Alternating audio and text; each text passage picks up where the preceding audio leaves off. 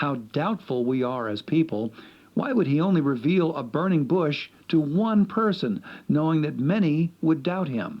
Yeah, thanks. I appreciate the question. So, first of all, I would contend that he didn't just reveal a burning bush to one person.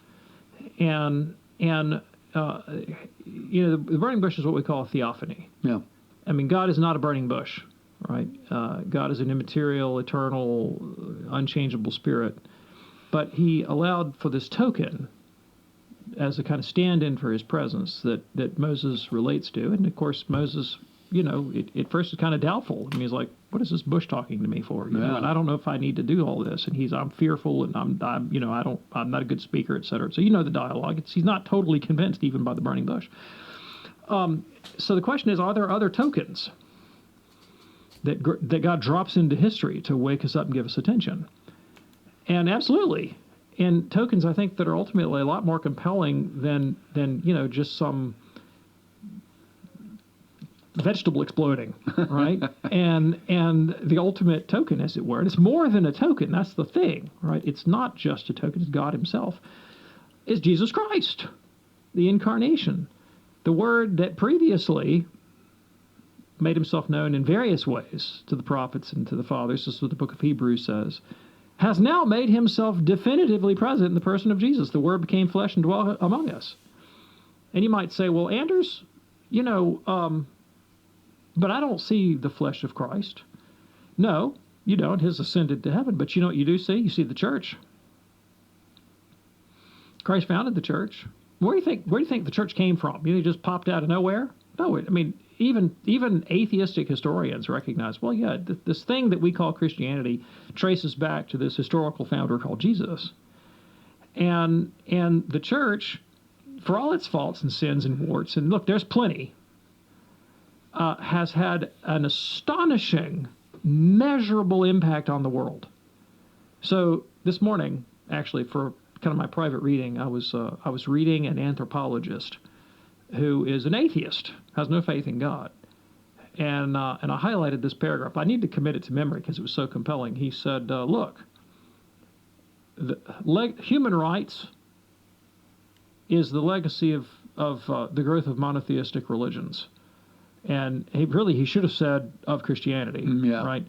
And he said, look, the legacy of humanity going back 200,000 years is far more replete with cannibalism and tribal warfare and human sacrifice and oppression and slavery than anything remotely resembling adoption of the equality of human people, before some abstract concept of universal law, right? Where does that idea come from, that people have dignity and that we should all respect it? Well, that's a Christian idea.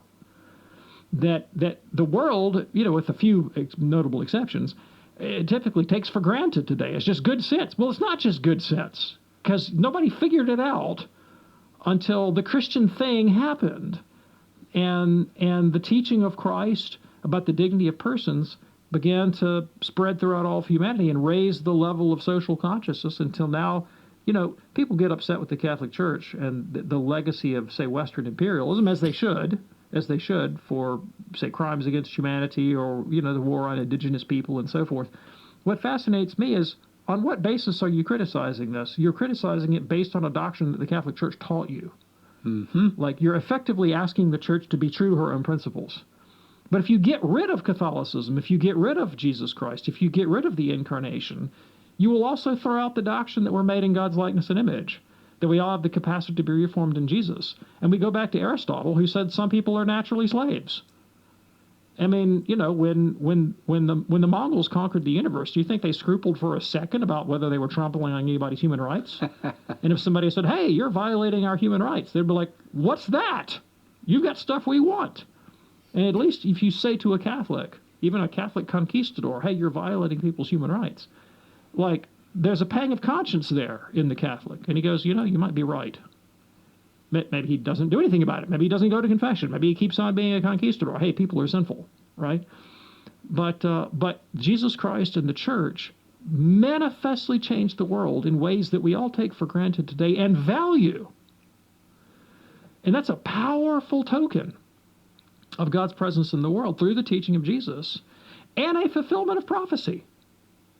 Because wasn't it the prophet's expectation that the word of the Lord would go forth to Jerusalem and the nations would come forth to worship the God of Israel? Yeah. It's a powerful token. And we could come up with many more.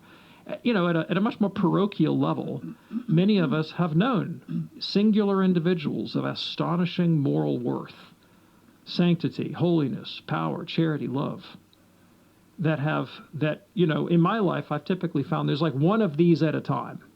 I don't have a whole parish full of them. I don't have a whole diocese full of them. I don't have a whole family full of them. But I'll have one person in my life, kind of in a season. And sometimes I'm like, you know what? I feel like a drowning man. And if it wasn't for that guy, I might not keep the faith.